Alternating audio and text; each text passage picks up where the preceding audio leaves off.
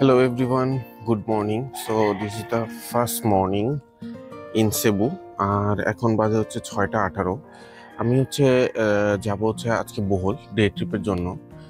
আর আমার যে ফেরি হচ্ছে 7টার সময়।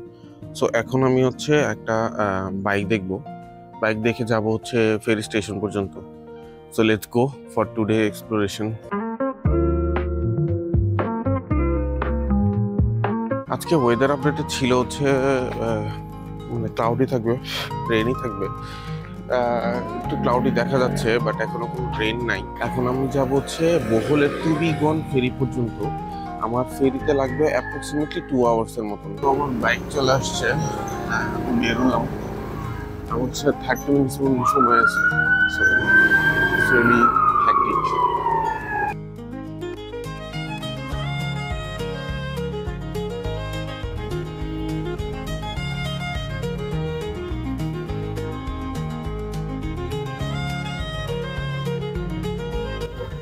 পুরো দৌড়ের উপরে আসলাম, কারণ আমার আর 15 মিনিট বাকি আছে। বোর্ডিং শুরু করে দিছে। কেন 25 পেসোস দিতে হয়, একটা ফি দিতে হয়। ফি দিলাম, 4 নাম্বার গেটে এন্ট্রি করলাম, চলে আসলাম ফেরির এখানে। আমি ইকোনমি ক্লাসে নিছি, আর আমার পড়ছে 330 পেসোস। ওয়েদার এখন পর্যন্ত বেশ ভালোই আছে, আর ফেরিতে সবকিছু লোড হচ্ছে। Very easy. আপনার ওখানে আসার পরে টিকিট কাউন্টারে আপনার ব্যাগ চেক করবে, আর একটা 25 পেসোস একটা এনভায়রনমেন্টাল ফি দিতে হয়। এরপরে আপনি চেক ইন করে ঢুকে যাবেন। তো খুব একটা কমপ্লিকেটেড কিছু না। টিকিটে লেখা আছে আধা ঘন্টা থেকে 1 ঘন্টা আগে আসতে, বাট মাই এক্সপিরিয়েন্সে বলতেছে ইটস ফাইন। 15 মিনিট আগে আসলে বড় ইটস পসিবল। ফেরি মোটামুটি বেশ ভালোই বড়।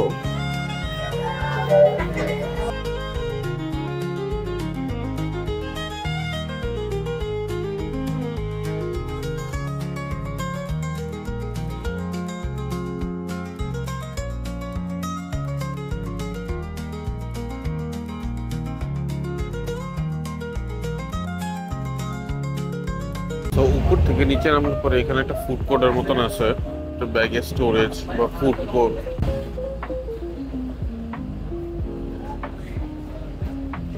মোটামুটি 9টার মতন বাজে, আর আমরা অলরেডি বহলের যে পিয়ার আছে সেখানে চলে আসছি। বহলের এখানে আসতে পাহাড়ি ওই এরিয়াগুলো দেখা যাচ্ছে, মানে স্ট্রাকচার একটু ডিফারেন্ট। আর পানি একদম টার্কোয়েজ কালার, প্রচন্ড পরিমাণ রোদ, কিন্তু ওই পাশে আবার মেঘও আছে। অলরেডি ফেরির যে কানেক্টিং পয়েন্ট আছে ওইটা ডাউন করে দিচ্ছে। তো আগে এই গাড়িগুলি নামবে।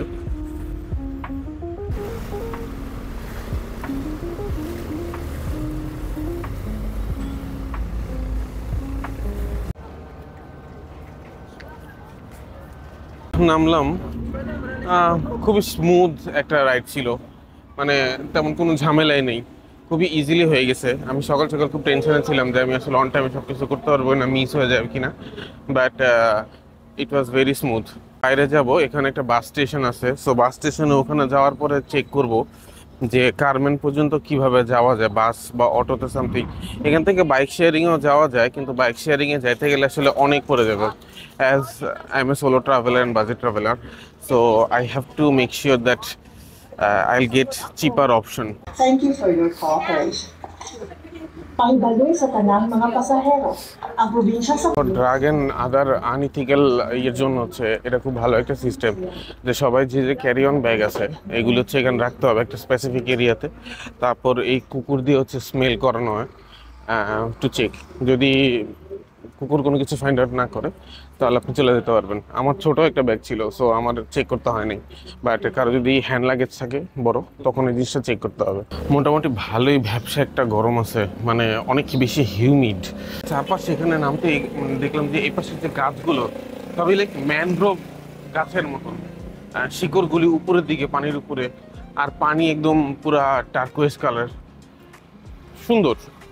এখন ভিতরে গেলে পরে এক্সপ্লোরেশনটা আরো ইন্টারেস্টিং হবে। সবাই বলে এটা নাকি খুবই সুন্দর একটা আইল্যান্ড, বাইরে থেকে দেখতেও তাই মনে হচ্ছে। এখন ট্রান্সপোর্ট বা আদার থিংস কীভাবে কী করবো এটা নিয়ে একটু কনফিউশনে আছি, বিকজ আমি খুব স্পেসিফিক ডিটেলস পাইলাম না। আর তারপরও লোকালসরা তো ট্রাভেল করতেছে, তো আমি লোকালদের মতনই ট্রাভেল করার প্ল্যানে আছি। তো সোজা হাঁটতে হাঁটতে সামনে আসলে পরে এই ম্যাকডোনাল্ডস একটা কাউন্টার আছে, এখান থেকে হচ্ছে আপনার বাস স্টেশন, এখান থেকে আপনার হচ্ছে বাস যাবে। বাইরে প্রচন্ড পরিমাণ গরম, মানে ভাবাই যাচ্ছে না, একদম খাড়া রোদ। এখন বাজে অলমোস্ট 10টা, সো প্রচন্ড পরিমাণ রোদ হয়ে গেছে একদম।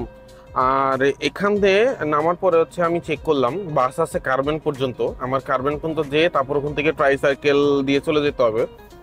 আর বাসে গেলে পরে হচ্ছে বাস এখান থেকে ছাড়বে হচ্ছে 11টায়। আর এখানে ভ্যান আছে, ভ্যানও ডিরেক্টলি কার্বেন পর্যন্ত যায়।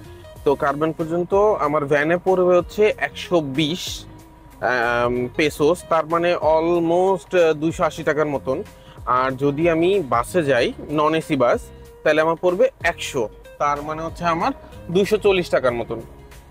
সো যেহেতু প্রচণ্ড পরিমাণ গরম, আমি হচ্ছে ভ্যানই নিচ্ছি। আর আমি একটু ক্রস চেক করে নিলাম, বিকজ লোকাল সব জিনিসপত্র, আমি এখানে পুলিশ কাউন্টার আছে, তো পুলিশ কাউন্টারে গেলাম, যে জিজ্ঞেস করলাম হচ্ছে আমি কার্বান পর্যন্ত জানবো বিকজ অফ চকলেট হিলে, তো এটার প্রাইস এরকম চাচ্ছে, এই ভ্যান না ওই ভ্যান, এটা কি সিকিউর কিনা চেক করে নিলাম।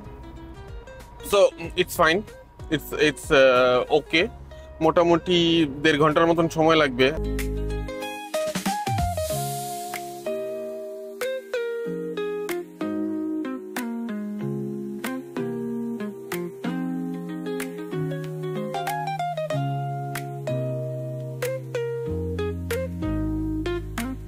আমরা 30-35 মিনিটের মধ্যে আসলাম হচ্ছে সাবগায়ান এই জায়গাটা। এই প্রথম আমি এখানে সিএনজি দেখলাম।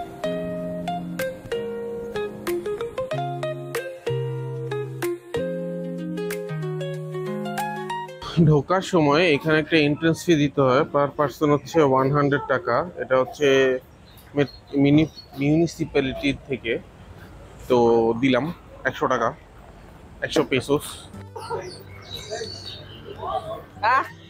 মানে বিভিন্ন কান্ট্রি থেকে এখানে লোকজন আসে শুধুমাত্র এই ন্যাচারাল জিনিসটা দেখার জন্য, which is really fascinating, and I would say Bohol আসলে পরে it's really worthy to visit here. So finally I arrived in Chocolate Hills, মানে আমার বোহলের যে মেইন পয়েন্ট ছিল দেখার, এই জায়গাটা চলে আসছি। So it's looking very nice, মানে এত সুন্দর এই জায়গাটা এবং ন্যাচারাল একটা জায়গা, এবং এটা একটা ওয়ার্ল্ড হেরিটেজ সাইট ফিলিপিনের। এবং এই পুরা যে জায়গাটা আছে এটার ভিউ এত অসাধারণ। এখন আমি ফার্স্ট টেকে আসি। প্রথম হচ্ছে আমি ওই কার্মেন থেকে হচ্ছে একটা অটো নিলাম, মানে টুকটুক যেটাকে বলে। এই অটো নেওয়ার পরে আমার 100 পেসোস লাগছে, দামাদামি করা যেত। 80 পেসোস দেন নিচে ছিল, ওখান থেকে আবার উপর উঠাইলাম। সো 80 পেসোস দেন 100 পেসোসে যায় ঠেকলো। এরপর হচ্ছে উপর উঠে চলে আসলাম।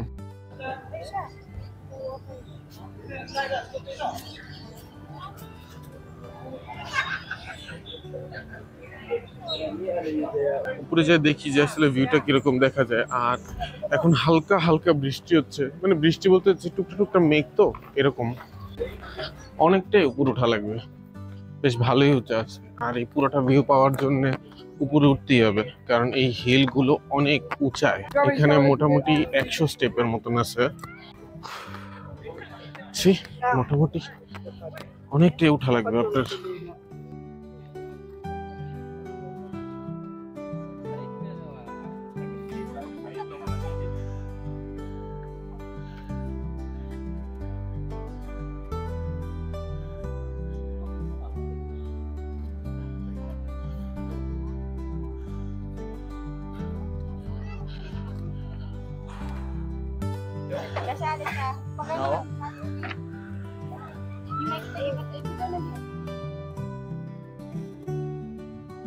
বেশ ভালোই বাতাস উপরে, দেখতে বেশ সুন্দর লাগতেছে। কিন্তু যেখান দিয়ে মেঘ যাচ্ছে ওখানে হালকা হালকা বৃষ্টি হচ্ছে, বাট আরেকটু রোদ কম হলে অবশ্য দেখে শান্তি পাওয়া যেত। চকলেট হিলের ব্যাপারে দুইটা লোকাল কাহিনী প্রচলিত আছে। 1 নম্বর কাহিনী হচ্ছে, মানা হতো যে দুইটা দৈত্য নিজেদের মধ্যে একটা সময় যুদ্ধ করে, মানে এরা প্রচুর ঝগড়া করে। তো ঝগড়া করার সময় তারা একজন আরেকজনের দিকে হচ্ছে কাদা পাথর এগুলি ছোড়াছুড়ি করতো। তো এই ছড়াছড়ি করতে করতে একসময় ঝগড়া হইতে হইতে হইতে হইতে তারা একটা সময় ঝগড়া শেষ করে ফ্রেন্ড হয়ে যায়। তো ওই যে তারা পাথর আর মানে স্যান্ড যে একজন একজন দিকে ছড়াছড়ি করছিল, এগুলি বিভিন্ন জায়গায় জমা হয়ে এরকম হচ্ছে পাহাড়ের মতন ছোট ছোট টিলার মতন হয়ে যায়। তো এটা একটা কাহিনী। আর দ্বিতীয় যে লোক কাহিনীটা আছে এটা একটু রোমান্টিক। একটা জায়ান্ট একটা মানুষের একটা হিউম্যান মেয়ের প্রেমে পড়ে, এবং প্রেমে পড়ার পরে হচ্ছে যখন তাদের বিয়ে হয় না, যখন তারা একসাথে আর হইতে পারে না, তখন সে এত পরিমাণ কান্না করে যে এই কান্না করতে করতে হচ্ছে এই চোখের জল পড়ার পরে এই মাটিতে এরকম টিলার মতন হয়ে যায়। তো ওই টিলাগুলি হইতেছে আজকের এই মানে চকলেট হিলস। কিন্তু সাইন্টিফিক্যালি বলতে গেলে পরে those are not true. Scientifically এটা অ্যানালাইসিস করে দেখা গেছে যে 5 মিলিয়ন বছর পূর্বে এগুলি সব কিছু ছিল পানির নিচে। তো এগুলো ছিল অ্যাকচুয়ালি প্রবাল, তার উপরে হচ্ছে এই মাটি বালি এগুলি জমা হতে হতে 5 মিলিয়ন বছর পরে হচ্ছে যখন পানি নিচে নামা যায়, এগুলি ধীরে ধীরে ধীরে ধীরে গাছ হইতে হইতে এগুলি একসময় এই সবুজ পাহাড় মানে পাহাড়ের মতন হয়ে যায়। এবং এখনও আর্কিওলজিস্ট এবং জিওলজিস্টরা যখন এগুলি ডিগিং করছে তখন দেখতে পাচ্ছে যে এর ভিতরে সবগুলি প্রবাল। So which is scientifically correct. আর এর বাকি লোককথা তো থাকে, বিভিন্ন জায়গায় বিভিন্ন রকম লোককথা থাকে, ওগুলি আলাদা।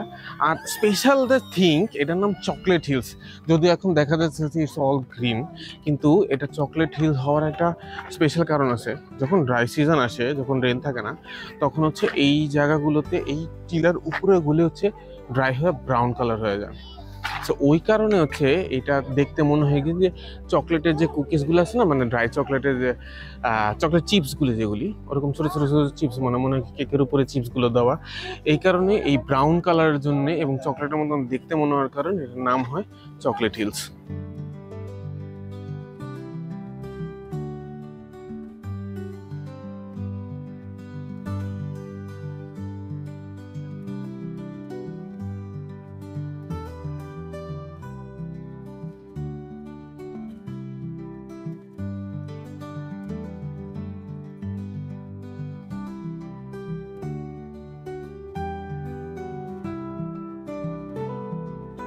এখন একটা ড্রোন থাকলে পরে এটা খুব সুন্দর লাগতো দেখতে। কিছু পার্সন হচ্ছে ড্রোন উড়াচ্ছে। এখানে ড্রোন উড়ানোর ক্ষেত্রেও একটা লিমিটেশন আছে। 8টার পরে মানে সকাল 8টার আগে বা এরকম সামথিং পারমিশন নিতে হয়, এবং পারমিশন নিয়ে আপনার এখানে ড্রোন উড়াতে হবে। So I think it's not that much tough, কারণ অনেকেই উড়াচ্ছে দেখলাম। এই পুরাটা চকলেট হিলস 50 কিলোমিটার যাবৎ আছে, আর এখানে অ্যাপ্রক্সিমেটলি 1200 থেকে 1600 এই ছোট ছোট হিলস আছে।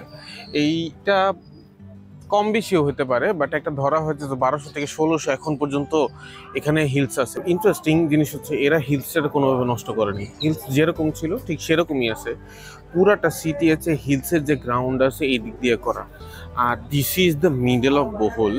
সো এই মাঝখানের জায়গাটাতেই হচ্ছে এই হিলসগুলো হয়েছে, আর চারপাশেরগুলি ডাউন হয়ে গেছে মানে পুরা structure wise, which is very nice. I would say that বোহলে এটা একটা মাস্ট ভিজিট। কেউ যদি ফিলিপিন আসে I would say day trip নিয়ে আসা পসিবল। এখন যেরকম আমার কাজ শেষ, আমি জাস্ট লুক অ্যারাউন্ড করতেছি, so you can make it যে ডে ট্রিপে এসে সব কিছু চেক করে চলে যেতে পারবেন। সান এখন একটু সাইডের দিকে যাচ্ছে, আর এখন আরও এই শ্যাডো লাইটের কারণে হচ্ছে এই চকলেট হিলগুলো আরো বেশি সুন্দর দেখা যাচ্ছে। Looking very nice. ওদিকে কালো হয়ে আসছে, সম্ভবত সন্ধ্যার দিকে বৃষ্টি হবে এরকম চান্সেস আছে। আমি এখন আস্তে আস্তে নিচের দিকে যাচ্ছি, আর যেহেতু আমার কাছে কোনো গাড়ি টাড়ি নেই, সো আমি হচ্ছে হেঁটেই নামবো। খুব একটা যে বেশি ডিস্টেন্স না, ওঠাটা একটু কষ্টকর হলে পরেও নামাটা ইজি। তো আমি এখন দেখি হাঁটতে হাঁটতে নিচ পর্যন্ত যাবো। নিচ পর্যন্ত যাওয়ার পর ওখান থেকে হয়তো একটা ট্যাক্সি টুক্সি নিয়ে বা হচ্ছে একটা টুকটুক নিয়ে হয়তো কারমেন পর্যন্ত চলে যাবো ওই জায়গায়। আর ওয়েদার আমি তো অলরেডি পুরো মানে বার্ন হয়ে গেছি, সো ওইটার হিসাব করে আর লাভই নেই।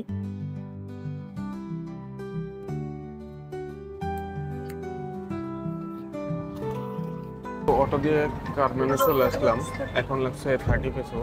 দেখি লোকাল বাসে কীরকম সময় লাগে, আমার হাতে যেহেতু অনেক সময় আছে